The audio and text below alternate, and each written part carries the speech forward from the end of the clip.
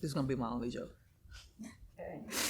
my greatest fear is that y'all think I'm getting emotional and I just can't breathe because I'm pregnant. Because I already feel it. I'm like, oh man. And I know they look good for camera, but it's just because I can't breathe. Trying to breathe. Because I'm just trying to breathe. All right. I really want to shine a light and celebrate being a woman. It's such a celebratory thing. And I'm just so glad that like God has given me this gift and put me in this body to do these amazing things. So I got labor positioned as, man, we know what labor is. Labor, like, I really be trying to spare women who don't have kids yet, because I'm not trying to scar you. But labor is a very real thing. And it's painful. You know, I don't know how to handle this because I don't want, I want them to go and I want them to have babies in confidence. But you got to go through something before that baby get here. And it's called labor. And it's a lot of contractions and molding and constricting and pulling and pushing. And it's a part of the process. And I'm trying to find other words other than to say painful. It's refining. It's refining. And the person who is responsible for the most refinement in my life, refinement that I never even thought I needed, refinement that it still astonishes me to this day, is my husband, Cory Grant. And when I met him and I married him, I was sure that I was God's gift to him and that he was lucky to have me. Oh, that's so good, Cory. That's so good, Cory. Are you done? And it has been through marriage, the most refining relationship that I have ever had and will ever have in my life, that I've gone through some of the most intense labor of my life. But let us all be thankful that labor is not the end part of the process, that there is a birth after that. But I wouldn't be who I am today. You wouldn't see this version of me, this happy, this content, this faithful version of me without Cory Grant. Like writing like in a journal has always been like the thing that I do to process. When I look back at them, I was just so angry. And like by the time I get like to the end of the journal, like the two people are not even the same people. And that's a good thing. But I'm just taken back and astounded by just how much I've shed, glory to God, how much he's taken from me and allowed me to like just grow and become, you know, what I am today. What is currently going through your mind right now? Because you've never read this before. Ever. Okay. I've never read it before. But I know she is, when I think about it, I think she's a very deep thinker. And her train of thought goes down several rabbit holes when she's thinking about something. And if I am being honest, I know during the early stages of our marriage, we had some tough moments. So I can only imagine where that led. I don't think I feel like a normal 3-month honeymoon phase bride. I love my husband. I don't doubt that I will spend forever with him. However, I am having trouble adjusting. I haven't a clue of what to do sometimes. I still think in terms of me and what happiness is in my life. His happiness is an afterthought. And I think he genuinely considers me first in all, well, most things. I wasn't near who I am today. And I was always thinking of her. And I always knew I wanted to be married, right? So I knew I wanted to be married, and I knew I wanted to have a family, even though I grew up by myself. But I didn't know how to do it, right? And there was an expectation that I made up in my mind that I had to have a lot to make this thing work. Not giving an example, because my father wasn't in the home, so it was a lot that I didn't know how to do, what to say, and I know one of the things that Nell had an issue with was my ability to be vulnerable and my ability to love on her. And she knew I loved her, but there's a specific type of intentionality that she desires and that she needs from me, and I wasn't giving it to her. You have a perception. You said you grew up in a 2-parent home, right? So you thought you knew what you were doing, but what did that mean? That you be butting heads with your spouse. Like, that you get into it with your spouse and y'all be going through it. And, you know, depending on how your brain work, you might remember more bad than you remember good. But ain't nobody cheating. Ain't no infidelity. Ain't no open disrespect. Ain't no abuse. So, like, that's a solid marriage. You know what I'm saying? Like, what else marriage supposed to be outside of it not being bad? You see what I'm saying? Like, it wasn't bad, so by default that meant it was good. But that's not what that means. It could still be very, very, very bad. My idea of marriage at the time was, you know, like everybody else. I went to college, I got out of college, and the next step is, you know, I'm a decent person, I should get married, I should get a house, we should have some kids. That layout is cool, but it's not customized. It's not like it's not a one shoe fit all for everybody. And it didn't fit for us. We needed to have more conversations, and we I know we needed some better guidance.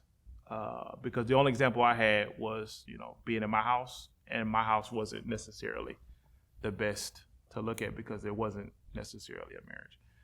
It be a lot of people around you when you getting married, and they be saying a lot of stuff, but if you don't have the right people around you, them people ain't saying nothing.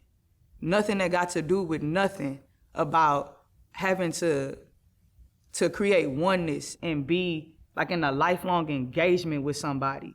And I clearly had no idea.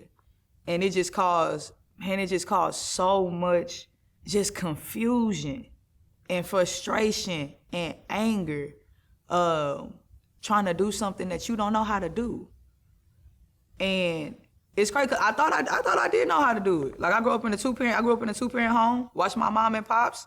Like, I feel like I had a decent grasp on it. And then you in it and you realize, like, hey, you don't know nothing about nothing. Like, at all. Why do people cause uproar, commotion, and conflict? Then get up the next day like nothing happened, with the audacity to ask questions like, do you want breakfast? How are you feeling? You all right? Like, am I tripping? Is this normal behavior? I want to talk to him for hours if he would let me. I need to talk to him. I need to know him, and I don't. And at this point, I should. So in that place where you guys were, it wasn't more so you pointing the finger at her, it was more introspective. Yeah, but not voicing it to her. So like I said, like not communicating in a way that she would understand really what my mind was thinking, and pretty much knowing what it was thinking, but like me having the inability to say it. I think that was a huge issue early on. You know what I'm saying? So opening up was one thing that I know for a fact she struggled with on behalf of me, because I wouldn't open up. I wouldn't show that side of vulnerability for whatever reason. That's what would make it so bad. Because it would be moments, like it would be glimpses. Because I remember thinking to myself one time, am I tripping? Has he ever exuded this behavior of being open or sharing? Maybe I'm trying to ask for something that I ain't never even seen him do. And then I would think back to moments of like extreme vulnerability and be like, nah, I know I'm not tripping. Like he closed off, he shut down, and I don't have access to him. Oh man, that's so good. I was trying to break into him. I was trying to like kick the door down into the heart of my husband.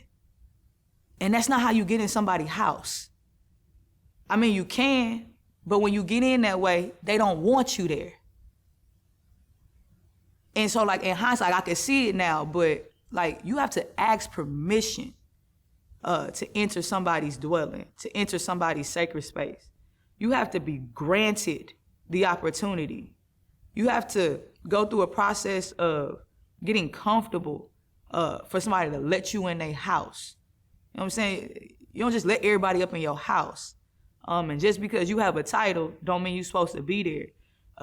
Especially if you're just gonna be in there wreaking havoc with your own issues.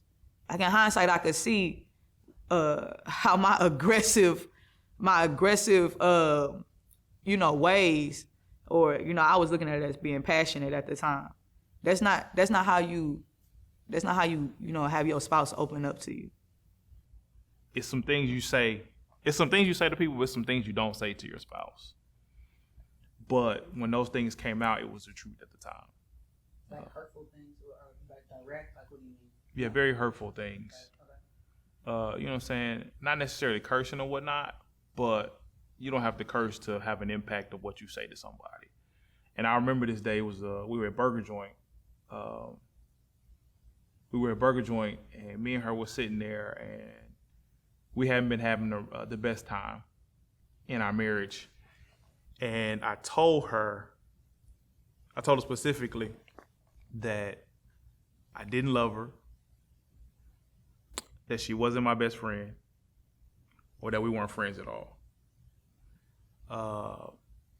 And when I said it, I didn't think twice. Like I said it almost with an intention to hurt her.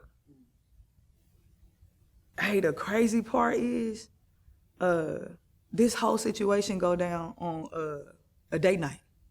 Like we have planned and scheduled to go enjoy each other's company, and we both really fed up. We both just really, really fed up. We both really, really unhappy. Cory for, his reasons, me for my reasons. And I can't even remember the exact details aside from knowing what I heard and knowing where I was at when I heard it and how I felt when I heard it. But it probably went something like I had been fed up, and because I was fed up, I was doing what wives and chicks do when they fed up. I was cold shouldering, probably wasn't being affectionate, probably being real passive aggressive or aggressive aggressive. And like we get into arguing. We get into arguing probably about something very, very small, but that ain't what we arguing about. And we out at Burger Joint. And I mean, I probably was on the, hey, let's just come on, man, what's up? What is it? And this man told me that he didn't love me and that we wasn't friends. And I just was thinking to myself, dang, I already knew that that's what our truth was, but I know it was gonna still hurt when I heard it out loud out your mouth. And I probably tried to do some kind of, at least you being honest now. And it was just bad, man. It was just bad. What do you do when you sitting there and your spouse tell you that they don't love you, and y'all not friends? And I'm like, we ain't never been friends. I'm glad now that you saying we not friends. Stop telling that lie to people. Just real hurt by having to hear it out loud, having pushed him so long. Just say it. And then he say it, and then just kind of being like, dang, you said it. why would you say that to me? It's one of the most honest moments I've ever had with Cory, and I'm so incredibly thankful. Because at that point, at least now, I know what I'm dealing with. Like, I've been thinking I know what I'm dealing with, but I don't really know. But now I know. I was unhappy with myself. I was unhappy with where I was as a provider, where I was as what I thought was right. I mean, I figured that, you know, I had this big dreams that who I would be after college and sports when it came to sports, and my identity was tied up in certain things. And when that didn't pan out, and I did get married, I loved my wife and I wanted to get married, and I thought all these things were going to be wonderful. But as things were spiraling, I didn't necessarily have the guidance or the people that I could run and talk to like she had. And sometimes that made me feel alone. If I'm being honest, that made me feel alone. And whenever she would try to fill that gap and to be that person that she knew I needed to be, I would push her away. And I think doing that over and over, it got comfortable to the point where I got so comfortable that I could speak and express myself to her as if I didn't care. And in the moment, in that very specific time frame, I don't think I did care. I feel like I asked Cory for a divorce even before he told me he ain't love me. And like, he said, no, we're not getting a divorce, and don't bring it back up. And so on one hand, I'm like, oh man, like he, you know what I'm saying? He really want to be in this marriage with me. Like, okay. And on the other hand, I'm like, hey, you're not finna trap me in this loveless marriage. Like, what you mean? So like, does that mean you gonna like work on it? So like, he said, no, we can't get a divorce. And then I go on to hear like, I don't love you. And I go on to hear, you know, like how bad our marriage is. But if Cory does not say no, we not getting a divorce, I fully believe with the stubbornness I possessed at that time and with the aggression that I had, that I would have allowed us to get a divorce if it wasn't for my husband's resolve.